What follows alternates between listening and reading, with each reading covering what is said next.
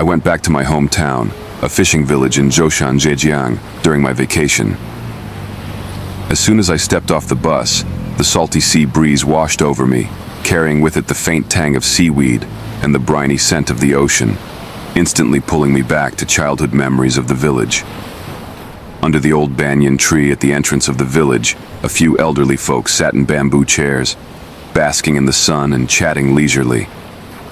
In the distance, at the fishing harbor, fishermen were busy cleaning their catch of the day. The smell of fish mixed with the ocean air drifted around. Fishing nets hung on bamboo poles swayed in the sea breeze, with silvery fish scales glinting faintly in the sunlight. The fishermen's routine remained unchanged, up before dawn to the roar of boat engines at 3 a.m., returning in the evenings to unload their catch and tend to their gear. That evening, I sat in the old rattan chair in the main hall of our house while my uncle made me a cup of pre-Qingming Longjing tea.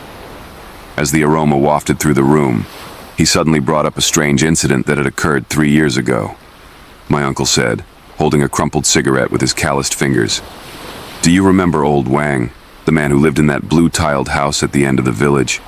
He used to tease you and always had candies in his pocket for the kids." My uncle took a deep drag of his cigarette, his eyes distant. "He died in a bizarre way 3 years ago. Even now, the villagers shudder when they talk about it." The mention of Old Wang instantly brought back memories of my childhood. He was a widower who had lost his wife early and raised his son Wang Ming alone. Every fishing season, Old Wang would head out to sea at 3 a.m. Sharp, rain or shine.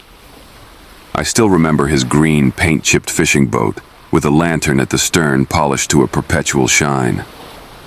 He always returned before sunset and would sit on the stone steps outside his house, mending his fishing nets. Later, when Wang Ming grew up and left the village for a trading job in Ningbo, he sent money to his father regularly.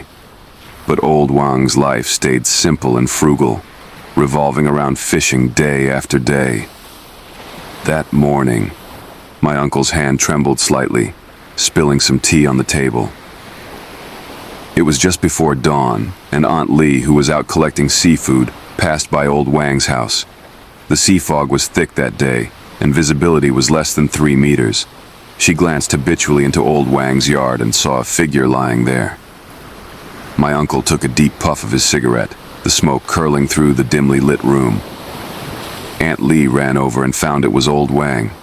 He was already cold, with deep strangulation marks around his neck, as if something had been pulled tightly around it. The strangest part was that his clothes and hair were soaking wet, but it hadn't rained for days. I remembered Old Wang's kind smile, and how he always shared candies with the village kids.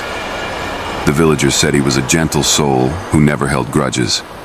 But in the weeks leading up to his death, his behavior had become unusually erratic. Some fishermen saw him wandering around Mao Harbor in the middle of the night, my uncle said. Some said he couldn't sleep because he missed his late wife. Others claimed they saw him standing by the pier, staring out at the dark sea and mumbling to himself. My uncle stubbed out his cigarette in the ashtray, his expression heavy. The truth is, Old Wang wasn't himself during those months. He'd never been one to stay out late, but suddenly he started coming back after midnight. Some fishermen who went out at night said they often saw a Ningbo-registered fishing boat meeting with his small vessel at sea. After each rendezvous, Old Wang's boat would have several black plastic bags in its hold. My uncle explained that Old Wang's strange behavior during that time was because he'd been roped into smuggling contraband. At first, he thought he was just helping transport sea cucumbers and abalone, which wasn't uncommon among fishermen. Every transaction earned him a generous payoff from the Ningbo fishing boat. But one night, while sorting through the black plastic bags, Old Wang accidentally uncovered white powder hidden beneath the seafood. Though he wasn't well educated, he immediately recognized the substance as drugs. Panicked, he wanted to quit, but the smugglers threatened to report his involvement if he tried. The night it happened, my uncle's voice trembled. Old Wang boarded the Ningbo boat. The sea was thick with fog, and visibility was poor. He got into an argument with some shadowy figures on the boat. Then, they threw him into the sea. By dawn, as the first light pierced through the sea fog, Old Wang's body was found in his backyard. He was drenched, with a fishing net tightly wound around his neck. Villagers speculated that the smugglers had tortured him by dunking him in the sea until he was half drowned, then dragged him back to his yard and strangled him with the net. It was a brutal warning to anyone else who might think of turning them in. Later, while clearing out Old Wang's abandoned boat, the villagers discovered a sealed waterproof bag hidden in a compartment. Inside were a few photographs and an old, yellowed notebook. The photos were taken at night at Mao Harbor, showing a young man exchanging black plastic bags with several strangers. Though the images were grainy, the young man's profile was unmistakably that of Old Wang's son, Wang Ming. The notebook was Old Wang's journal. From the entries, it was clear that he'd discovered his son had been using his boat to smuggle drugs. Every time Wang Ming borrowed the boat to transport sea goods, he was actually meeting with drug dealers. Initially, Old Wang couldn't believe it, but he secretly followed his son and took the photos as proof. "My son, how could you become like this?" one entry read. During those sleepless nights, Old Wang wandered the pier, torn about whether to report his son. He knew that calling the police would ruin Wang Ming's life. But if he did nothing, the drugs would destroy countless others. The final entry, written the day before his death, read, "Tomorrow I will go to the police. Son, I'm sorry, but this is the only thing I can do for you." But he never made it to the next day. That foggy night, Wang Ming's betrayal led their higher-ups to ambush Old Wang. They tortured and killed him to set an example.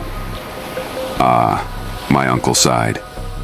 "They say blood is thicker than water, but sometimes human nature can be so cruel." The night deepened, and the salty breeze from Mao Harbor lingered.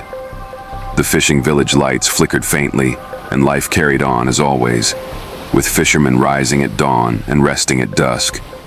But no one dared to walk near the sea at night anymore, afraid they might see Old Wang's spirit, still waiting for his son. Now Wang Ming is serving time in Ningbo. Perhaps Old Wang, even in death, couldn't believe his own son would betray him like that.